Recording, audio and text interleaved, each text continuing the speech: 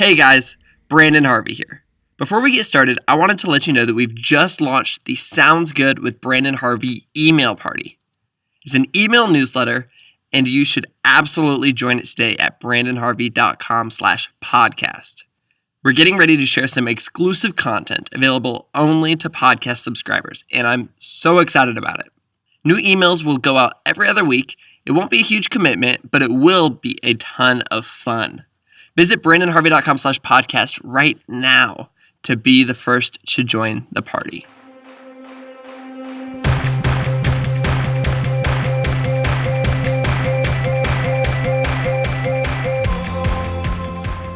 Hello, Brandon Harvey here with this week's episode of Sounds Good, the podcast where every single Monday I sit down with an inspiring person to talk about happiness, overcoming struggles, and living a life of intentionality and wonder.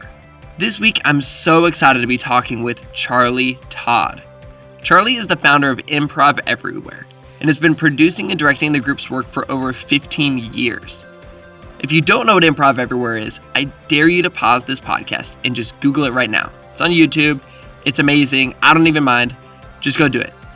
Improv Everywhere as a group carries out pranks, which they call missions, in public places. Perhaps most notably, they created the annual No Pants Subway Ride. It's ridiculous, it's amazing, and the ultimate goal with everything that Charlie and Improv Everywhere do is to spread chaos and joy. I'm a huge fan of that, so I was so excited for this conversation. So let's just jump straight into it.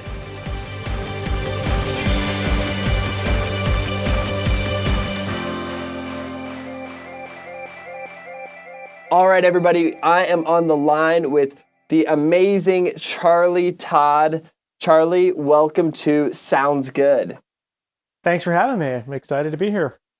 I've been a huge fan. I told you this over email, but I've been a huge fan of Improv Everywhere for years now. And I was thinking back and I was trying to figure out what my earliest memory of Improv Everywhere was. And I went back and kind of rewatched some of the oldest videos you guys came out with way back in 2005-ish. And I think that one of the earliest things that I remember watching was the one mission where you sent agents wearing blue polo shirts and khaki pants into a Best Buy, just walking around, not looking at merchandise, and just kind of having this experience where it looked like they were working there, but they obviously weren't. And I just love the rebelliousness of that and the joy with that. You know, you can see people in the store smiling and kind of confused, but also acknowledging that this is hilarious. And that was my first memory. And since then, I've just been trying to watch everything you guys come out with, and I love it. Oh, well, thanks. Yeah, that's definitely a classic video of ours. I think that was one of our first hits on YouTube. We joined YouTube in April of 2006, and I think we did that project, I think, happened right around the same time. I think it was April 2006 as well. So it was definitely an early video for us, and we had actually been creating projects for about 5 years prior to YouTube. 5 years prior. Yeah, so we started in 2001, and I mean, I went out and played a prank in a bar with a few friends, and then I typed up the story on a GeoCities page that I created. So it was like really early internet. Before blogs existed, everybody just had their own home pages with a guest book that you could sign the guest book. Very primitive stuff. But when YouTube came about in 2006, it was this amazing opportunity for us because we had been filming not all of our projects, but most of our projects we had filmed. So I had this shoebox full of mini DV tapes, and I had no way of really sharing the projects with anyone other than the people that would come over, and I would, plug in my camcorder to my television and make them watch my video in the living room. So we had a nice advantage when YouTube started that we had a few years of content that was ready to be shared. I think that's really, really cool. And it's really interesting too, because I think the Improv Everywhere projects are amazing because sure, they work online, they're incredible online. That's how most people experience them, but they are just amazing in person. You're creating a real life experience. And I think that the big thing that people love about watching the videos online is seeing people's reactions in the moment. And you kind of think, what would it be like if I was there? Yeah, absolutely. It's there's definitely two distinct audiences for what we do. Or really, kind of three audiences. One audience is the participants, the people that are coming out, and from the beginning, I guess when Improv Everywhere first started, in the very early 2000s, most of the people who were a part of it were performers. They were comedians like me, people that I'd either done theater with in college or who I was taking improv classes with at the Upright Citizens Brigade Theater in New York City. So everybody was kind of a performer, but after we had been doing it for a few years and gained a little bit of notoriety, more and more people started joining our email list who were just random, regular folks who might be students, they might be a lawyer, they might be a barista, who knows? Just, regular New Yorkers who wanted to be a part of this type of participatory event. So, for example, in the Best Buy project, I didn't know most of the people who put on blue polo shirts that day. There were about 100 of them. And a lot of them were just, regular people who responded to an email saying, hey, come be a part of the next Improv Everywhere project, wear a blue polo shirt and khaki pants and meet in this park at this time, and we'll tell you what we're doing. So, they're coming out not even understanding what the project's going to be. Yeah. They're just, taking that sort of leap of faith, knowing that in the past, we have a track record of doing fun, harmless, feel-good things, so I want to be a part of that. So there's that audience, and I'm trying to make sure they have a fun time and have a unique experience. Then there's the audience of the people who witness the surprise, so the employees of Best Buy and the other customers in Best Buy, anybody that day who happens to wander into the store and see that they have 100 extra employees. And the goal there being to make people laugh and smile, to bring comedy out into public spaces and to unexpected places, and cause a disruption, but a disruption that's a positive one and that's a harmless one. In that particular story, not everybody at Best Buy agreed with that sentiment. At least the managers and the security people didn't. So yeah, they actually dialed 911 on us, which I thought was amazing. I didn't think I thought that we would be asked to leave eventually. Yeah. Because I mean, it was, you could make an argument that it was disruptive towards our business to have 100 people wearing blue shirts. I mean, I told everybody, don't claim to work there at any point. And if someone approaches you and asks you a question and you happen to know the answer to it, then, why not help them out? Because you're nice, you're a nice person, but just don't say you work there. But I think they thought it was potentially a heist, like some sort of elaborate thing where like, let's create a big distraction and then we're going to, steal merchandise while they're dealing with the distraction. And in all fairness, that would be really brilliant. I like that idea a lot. Yeah, and it's basically the plot of the movie Thomas Crown Affair. But the people that we had there that day, like there was like an 8-year-old girl, there was a 60-year-old man. Like it was just it would be an unbelievably amazing heist if you got together a diverse group of people of ages ranging from 8 to 65. Ocean's 100. Yeah, to steal DVDs from Best Buy. So, but the intended audience is the regular employees there and the customers there who were looking around in shock, trying to figure out what was going on, laughing about it and taking pictures. And then, as I mentioned, the third audience is our audience on the internet, on our YouTube subscribers. Middle school Brandon. Yeah, middle school kids, people of all ages and people all around the world. So when we come up with these ideas and when we're figuring out how we're going to film these projects and document them, I have to keep all three of those audiences in mind. I want it to be a great experience for the participants. I want it to be a positive, great story for the people that witness it. And we also need to figure out how to capture it in a way that doesn't spoil the surprise for anyone. Like we can't just have giant video cameras running around filming in the Best Buy. Totally. One, because they would get thrown out immediately in that situation. But more importantly, we have to create keep the element of surprise. And, hopefully if we document them well, the experience translates and our YouTube audience responds to it as well. I love it. I love it. I want to bring it back a little bit and talk about how we got to the point of you creating improv everywhere. And I think that a lot of times we can kind of look back on our lives and see the ways that our childhood connects with the weird futures we've created for ourselves. And though I imagine you probably didn't know it at the time, do you have any sort of like childhood or growing up moments that in hindsight feels kind of like they were a sign for you creating this unique comedy experience down the road?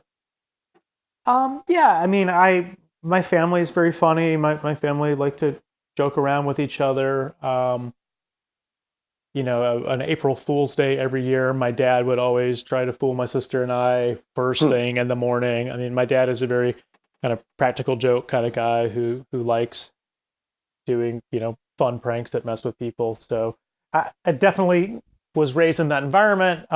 Had a group of friends in high school that, weren't exactly the cool kids. But that's the best. Yeah, but we had our sort of own little gang, and I think we're generally respected by our peers as being, the weird ones, but the funny weird ones. That's awesome.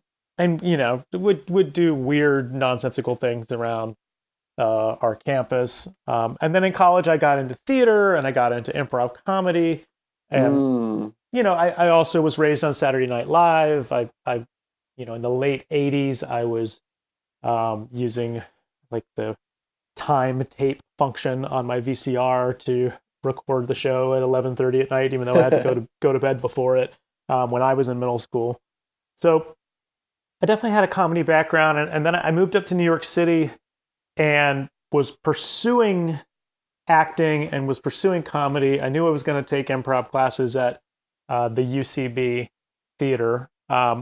Upright Citizens Brigade has churned out tons of amazing comedians. Yeah, I was lucky enough to be involved with the UCB pretty close to its infancy. Cool. I think that the theater started around 1999 in New York, although I think they had classes even a few years before that. But I showed up to New York in 2001 and started taking classes. And if you look at any comedy that's on television and most good comedy movies, UCB alumni are either writing them or acting in them or directing them. It's amazing. So many people that I just took like a level 1 or a level 2 improv class with are now, people like Zach Woods and Ellie Kemper and Aubrey Plaza and Nick Kroll, just sort of I love that. The alternative comedy elite. Yeah. But I mean, they all, although they are not, they're kind of in the, alternative comedy is probably the correct word for it. But you went like alternative comedy, and you're doing something that's not even like where most comedians end up going. What was the path for you? Did you think that you wanted to go that kind of more traditional comedy route, or were you kind of a do-it-yourself for the whole time? Well, I definitely was I think everybody who was involved with the UCB, at least in that era, was very much a do-it-yourselfer. I think the traditional route into acting would be, auditioning for other people's projects, sort of waiting by the phone, desperately trying to get an agent, and then desperately trying to get cast in something. And one thing that I think UCB really taught everybody was to create your own project. So almost everybody who was successful at UCB was successful because they wrote their own one-man show. They wrote their own sketch show. They started their own web series. You look at a show like Broad City on Comedy Central. Totally. Abby and Alana from that show, they took classes at UCB. In fact, I taught both of them. I used to teach at UCB. And they created this web series on their own. They actually had a little bit of a tough time breaking into getting onto a house team at UCB, and they got a little frustrated with that and said, you know what are we waiting for? Let's go make our own thing. They made a web series, which got, eventually turned into a super successful Comedy Central show. So absolutely. While my specific career is very do-it-yourself and very outside the normal channels of success. I think that, anybody in the creative arts needs to have that create your own thing mentality. That's cool. That's really, really cool. And you alluded to this before, but what were the early days of improv everywhere like? What was it like before YouTube was going on, before you guys were as big as you are now? Well, I was 22 years old when I started it. I was fresh out of college, trying to find my way in New York City, where I probably, knew about 10 people when I moved here, other people that had gone to the same school as me and moved up here before me. And just figuring out how to be an adult and how to have how to pay rent and things like that in an expensive city. But I was frustrated with the lack of a creative outlet, having just come off of 4 years in college where you're constantly working on a play or directing something or acting in something or making a video with people.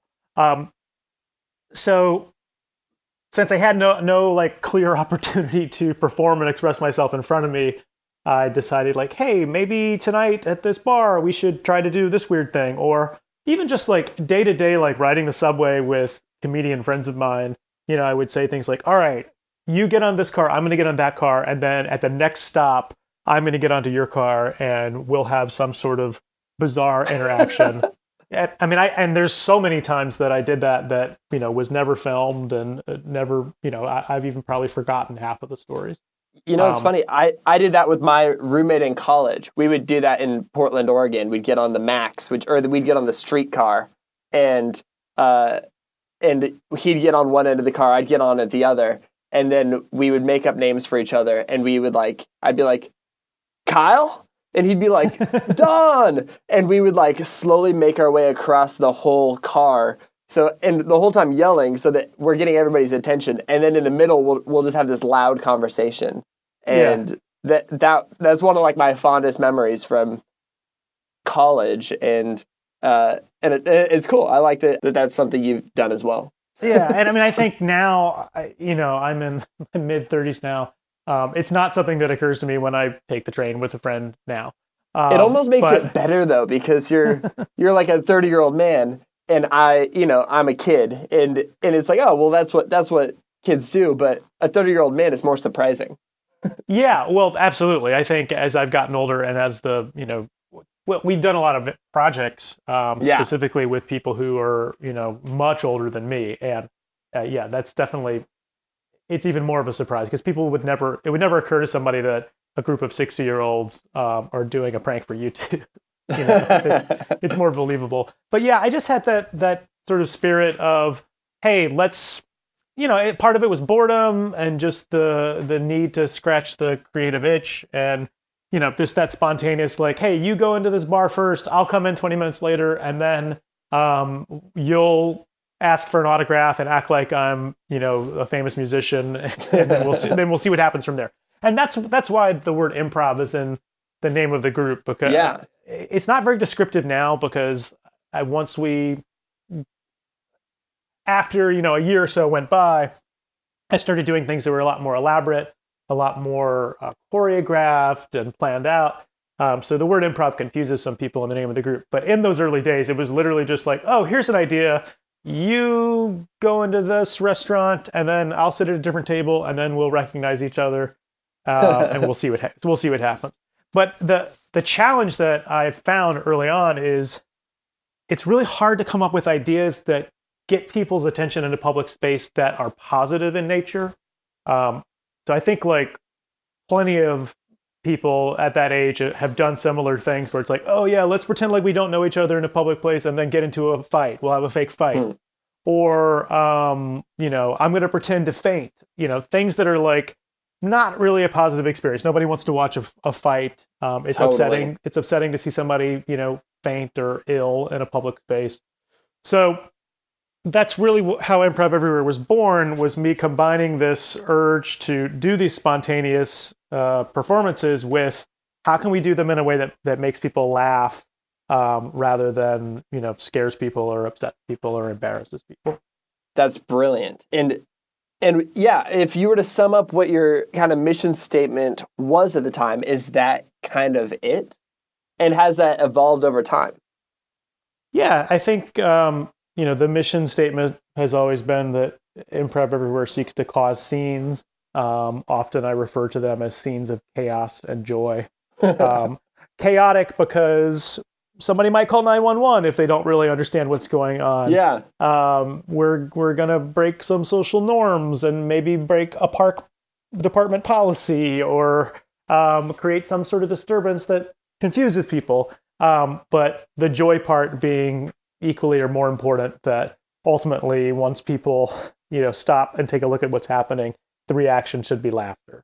That's good. I like that a lot. Joy is definitely something that is inherently built into this podcast. Like that's the goal, to focus on people who are bringing joy into the world in unique and creative ways, and not choosing to put in, like you were talking about earlier, cynicism or negativity or something that just people don't need to see. But I didn't even at all consider incorporating chaos into what this is. But it's really true. And I like what you said about the joy being more important or equal to or more important than the chaos. And I think that's what makes it worth it and makes it amazing. Yeah. Again, it's just, it's not exciting to me to make a random stranger look like an idiot. I think that's, it's pretty easy to do a prank like that. It's exciting to me to figure out how to make a random stranger look like a hero or become the star of a video. I love that. I love that. And I would imagine, just like anything else that gets put out on the internet or anything else that's meaningful or powerful, that you guys get some criticism. What does that criticism look like? Oh, I've read so many YouTube comments over 10 years. No. I mean, we've generally have had great feedback online, and obviously have amassed tons of subscribers on YouTube. But yeah, sure, there's always haters. Trying to think. Well, I guess one really common criticism is you people have too much time in your hands. Oh no! Which is just sort of a classic, dig at someone who's doing something creative that you didn't do. Yeah. And it may be true that I have too much time on my hands, or at least I did before I had a child. But the vast majority of the people that come out and participate in these events, they're choosing to spend 2 hours on a Saturday or Sunday afternoon, doing something weird, doing something a little bit different. And who's to say what they're doing with the rest of their week? Probably working really hard at a job and living their busy lives like we all do. So yeah, I get that one a lot. I mean, there are some people who just don't approve of undercover performances in public spaces. There are some people that have the criticism of, I just want to ride the subway home. It's not your right to bring a performance onto the subway to interrupt that. Which, I can't say that's not a valid criticism. But I think the fact that on any given subway car of 40 people, if there is one person who's slightly annoyed, first of all, they can just put their headphones in and look at their phone and not pay attention to us. Totally. And the other side of it is hopefully there's a large majority of the train who is laughing and smiling and having their day brightened by this type of event. And to that end, it's very important to me that the projects that we do are opt-in. There's always, even projects where we kind of go up to a specific individual, if that individual doesn't want to play along, it's, he has an out and he's able to do that. I think it's something that we've learned over the years too. I mean, there probably were some projects in the first 5 years of our existence where we learned by trial and error, like, oh, okay, we have to be careful if we're going to single one person out and stage an event because it might not always be the right fit or the right person.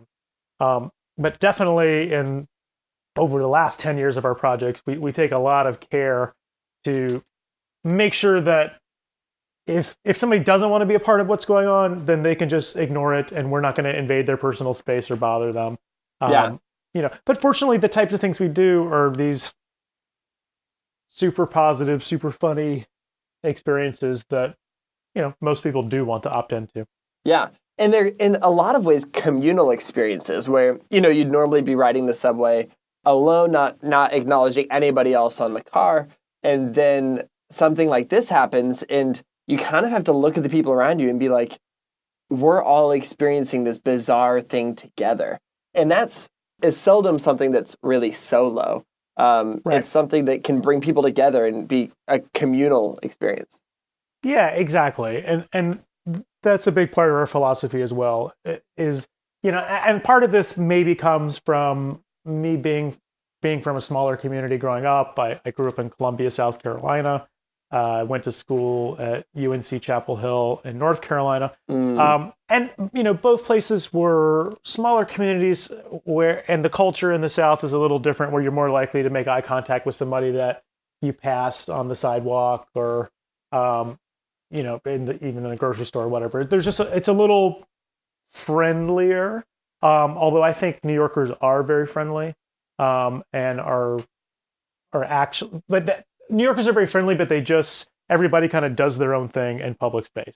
So I'm the same way now, having lived in New York City for 15 years. I leave my apartment, I put my headphones on, I'm listening to a podcast, I'm not making eye contact with other people. I'm just, we're a city of, 8+ million people, and we're all just trying to get from point A to point B and live our lives.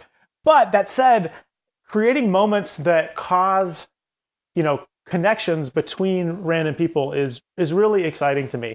And I think, let's take the subway, for example, as you mentioned. The only time that you would ever make eye contact with somebody on the subway or have any sort of moment with someone else, with a stranger on the subway, would be if something bad is happening. Mm-hmm. So if the subway stops and it's stuck between stations, and that's more than 1 minute of being stuck, people might start to make eye contact, roll their eyes, give each other knowing looks of oh, this sucks. Which is almost inherently valuable because it's something that brings people together. Yeah. But it's an unfortunate way to do it. Or if a crazy person gets on who's ranting and raving, about some sort of racist ideology, you would also that would be a time where people would communicate with each other on the subway.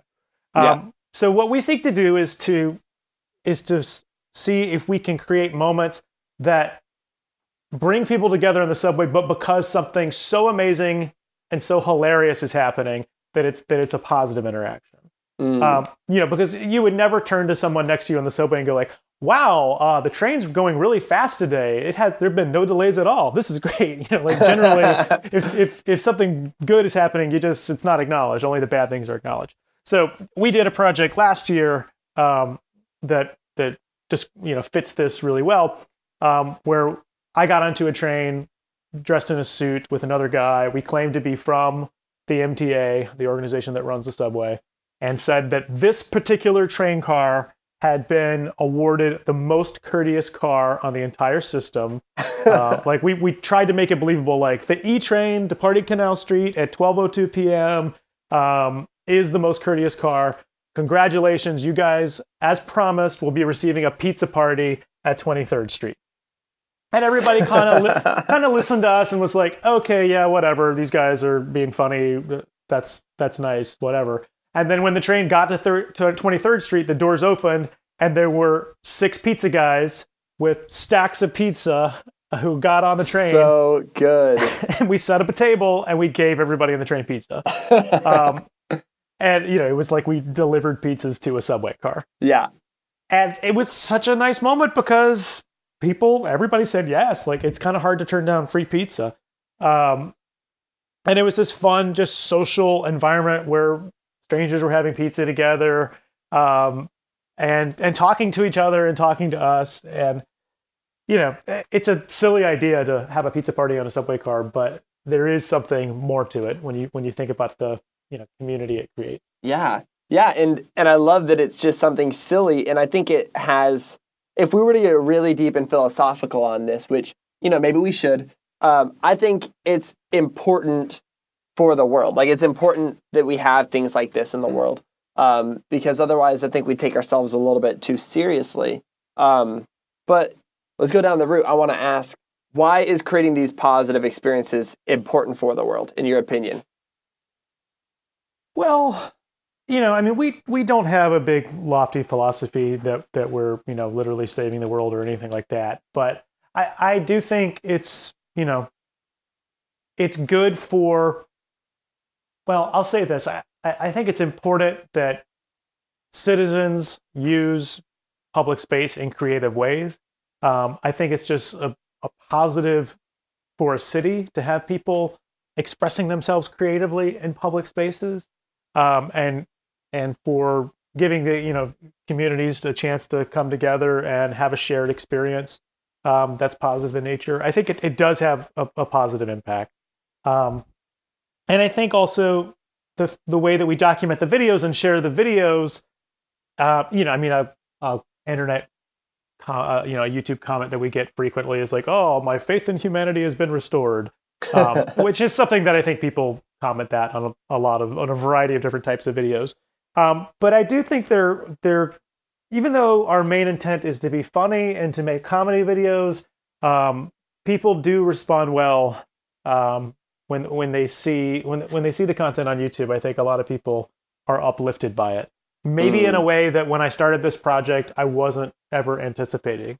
I mean, I have people who tell me, even friends of mine who tell me, like, man, every time I see a new video of yours, more often than not, I end up like getting a little teary-eyed. And we get and I'll see that comment on YouTube too, like, I don't know why, but this made me cry. It's always like I don't understand why, but I'm crying. That's actually something I was going to say, because that's an experience I had today, and it's been a crazy political week. And I just went and I was watching a few more Improv Everywhere videos I'd missed. And I kind of got a little bit weepy-eyed. And I was like, why am I feeling this way? And I think it's just something beautiful. Well, yeah. And I was sort of taken aback by that response the first few times I heard it, where it was like, oh, okay, well, you're supposed to laugh. But don't you think it's funny that we did this? And people are like, yeah, it is funny. But, seeing, a video that we put out recently that, I got this comment on a lot was we did a thing called Dance Captain Wanted, where I loved it. Oh, cool. We put a platform in Bryant Park, big park here in the middle of Midtown Manhattan. And on the platform, there was a sign that said Dance Captain Wanted. Then we had 100 people dressed in white t-shirts and black pants walk out, stand in this 10 by 10 grid and just wait. And as soon as a random New Yorker or tourist or whoever had the courage to step up on the platform and become the dance captain, all of the dancers mimicked what that person was doing 100%. So we had some big speakers and music kicks in. And you can see in the video, a random woman went first and she just walks up there and, takes the bait, responds says yes to the instructions and starts dancing. And all of a sudden she's leading 100 people who are copying her every move. But the video and the way, it was very inspiring in person. But I think the video did a nice job of just capturing it in that quick 2.5 minute I chunk, agree. where you really see the diversity. And, it really was people of all ages who came up and said yes to this, people of all different backgrounds. And that's another thing that I'm proud of, is that I think our projects really showcase the diversity of the city of New York, both in the people that we surprise and also in the people that participate in our events. And that was not always the case. I moved up here as a straight, white, 22-year-old male who was mostly friends with other straight, white, early 20s males. So, our projects in the early days were not particularly diverse, but as my network has grown and as Improv Everywhere has grown, I think our participant base really reflects the demographics of New York. And we do a thing every year called the MP3 experiment, where people are listening to synchronized instructions via their headphones. So you have a mob of people. The most recent one we did was on Governor's Island in New York, and you have a couple of thousand people who are walking through a big park, and there's plenty of other people milling about the park as well. And then all of a sudden, 2,000 people drop to the ground at the exact same second, or start dancing at the exact same second. So it's sort of all these like sneak attack surprise performances that are coordinated via headphones, so no one else in the space can hear that. But the participant base for this year's MP3 experiment was just incredibly diverse. I mean, every type of demographic in New York City was represented, and I think it's really rare. It's rare to be in a crowd of 2,000 people that is that diverse, that is all they're working towards the same thing. I mean, I guess sporting events are like that, but I think you could probably argue that a lot of sporting events, particularly ones that have a steep ticket price, are probably not that diverse. So just being in a big crowd of diversity like that is somewhat unique experience, and I'm proud that we're able to produce those. And I think it's really important. And I think it's also, I was noticing that it was maybe the dance video, or maybe one of your other recent videos. And you mentioned earlier, the word courage. And I think it's really cool to see all of these people who are, because I feel like I'm a pretty courageous person. I go out the door and I'm like, I feel confident in who I am. And that's, that's all kinds of things that stream into why that's true for me. But I just assume, oh, cool, like other people like me are confident and people who aren't might not be. But it's a really, really cool experience seeing that diversity play out and seeing people behave in all of these particular ways with so much. I don't know. It brings people together, and I think it's really, really cool. Yeah, absolutely. And so what is next for Improv Everywhere? Like, what are you really excited about on the horizon? Is there anything big? But then also, I want to add to that, what's next for you? Do you think you'll be the Improv Everywhere guy forever? I know that you're continuing to do, or it seems to me that you're still doing Upright Citizens Brigade stuff. Where do you see your own trajectory, and where do you see Improv Everywhere? It's tough to know. I mean, I've been having this question asked of me for, probably 8 years, and I never really know the answer to it. I mean, I guess the answer mostly is like, yeah, I'm just going to keep doing this thing. I hope to just keep getting better and better at what I do, and pursuing opportunities as they come up. I'm excited for technological advances. Our MP3 experiment a couple of weeks ago was powered by a new iPhone app that we have that synchronizes everybody's audio, down to the millisecond. Yeah, and this project is a project we've done for like 13 years, but when we first started doing it, people were downloading MP3s and burning them onto a CD and participating with the Discman.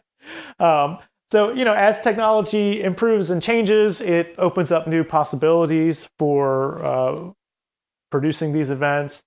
So, I'm just excited to see what's next and to see. Good. I mean, I don't particularly envision doing Improv Everywhere projects in virtual reality, because that seems to be the next thing everybody's talking about. But, to us, we like to use technology and use advances in tech to get people into the real world and participating together and having a human connection.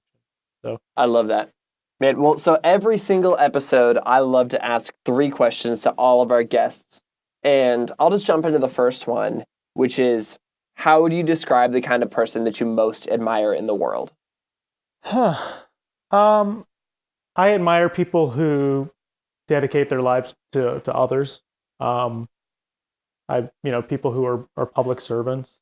I even admire a lot of politicians. I mean, I admire Barack Obama for dedicating his life to public service.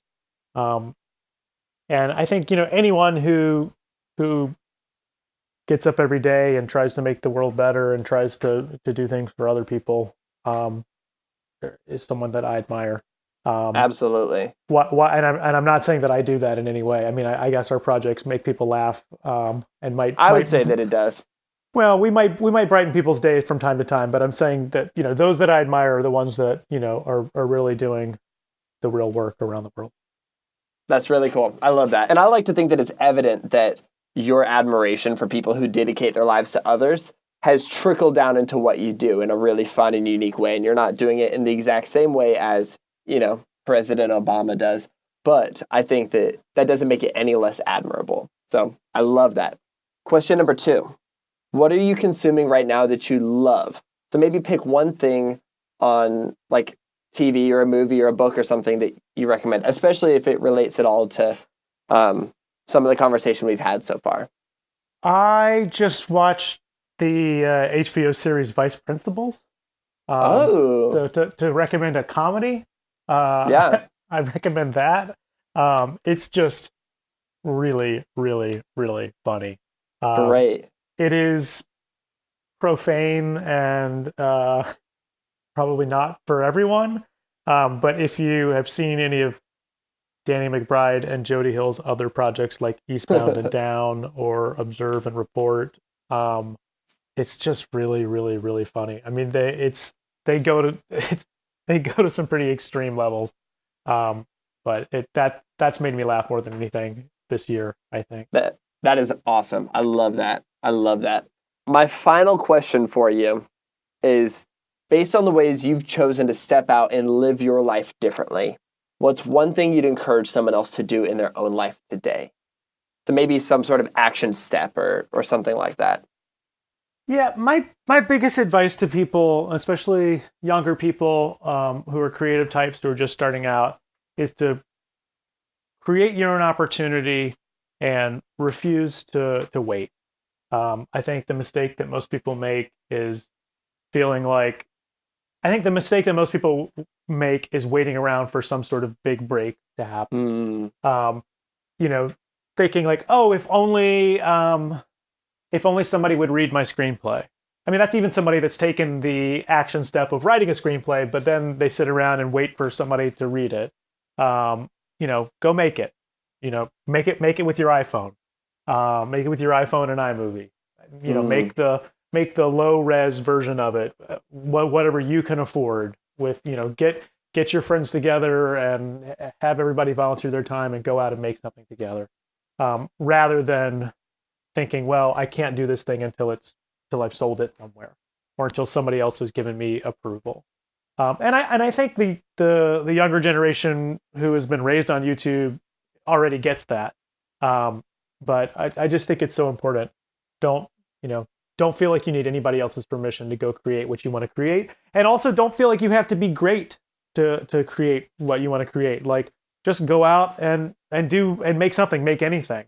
I think, I can look back at the very early Improv Everywhere projects when I was 22 and 23, and there's some things in there that I'm really proud of, and there's some things in there it's like, yeah, that one didn't really work so well. It's okay. But I learned from it, and then the next thing that I did was a little bit better and a little bit smarter because I realized something about how these things work. So, just go make your album, paint your painting, write your television script, without being self-conscious about it being bad. Because if it's bad, you'll learn, you'll do the next one, it'll be better. Man, don't feel like you need someone else's permission and don't feel like you have to be great. I think that's huge. That's fantastic advice. I love this. And I've loved this conversation. Charlie, if people want to follow along with your life and also, of course, see what Improv Everywhere is done, watch some of your videos, where can they do all of that? Well, we're on YouTube, youtube.com/Improv Everywhere, improveverywhere.com. I know a lot of people don't go to .coms in our mobile era, but go to our .com on a browser on your laptop and your desktop, and you can see that we have 15 years of archived events up there.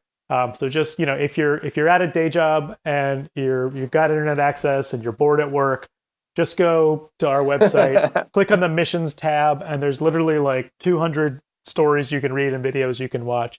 And then I guess the main thing is to sign up for our email list, because that is becoming the only reliable way for a creator to communicate with people that want to follow their stuff. You can't trust the Facebook algorithm or the YouTube subscription box algorithm anymore. You need to have that direct connection. So join our email list, and we tour around the world. We just did an event in Miami Beach last night. We're doing one in Singapore next week. So we bring these projects to other cities. So, if you want to be notified if we're in your city, sign up. And if you happen to run a festival or you're on a student activities board at a school and you want to bring us to your area, reach out and get in touch, because we love doing that. That is so amazing. That's so good. Man, once again, Charlie, seriously, thank you so much for being on the show. And I love your work. I love what you're doing. I love the good that you're putting out in the world. And for that, I thank you. Well, thanks, Brandon. This has been a fun conversation. Appreciate you having me on.